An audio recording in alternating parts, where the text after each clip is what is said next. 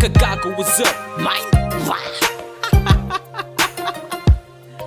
Si Shay ay pikon. Si Shay ay pikon. Si Shay ay pikon, nigga. Si Shay ay pikon. Si Shay ay pikon, nigga. Tama na nga, tangina. Seryosohin na natin to. Let's go!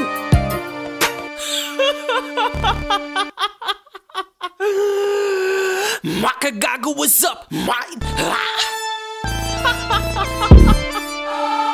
Tangina mo, Shay.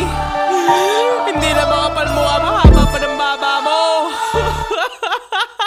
Let's do this! Shay, bawal ang pikon. Gusto mo ano, ipasok ka sa balon. Ibig sabihin, sa puke ni Mateo. Ganun kasi kalali, puke ni Mateo. Nagsiswimming ako kahong sa puke ni Mateo. Pwede kang magtagkahong sa puke ni Mateo. Pwede kang matulog sa puke ni Mateo. Gusto mo pa nga magtayo ng house sa puke ni Mateo. Ikakasal ako sa church sa puke ni Mateo. Sa sobrang lawak location puke ni Mateo.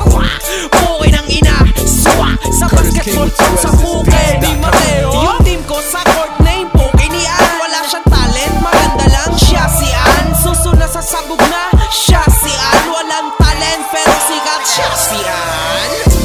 Bawal dito pikon. Bawal dito pikon. Bawal dito pikon.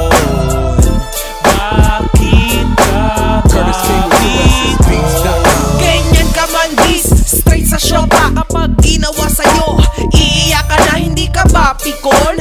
Basic pa ang rhyme pero yung totoo, iyak ka na. Sa size sa suso ni An na di makaya. Kapag inis ang kamay, hindi makaya. Grabe naman tol, matira naman. Sa susunod na shota niya, matira naman. Oops, ay baba mo mahabay sa sobrang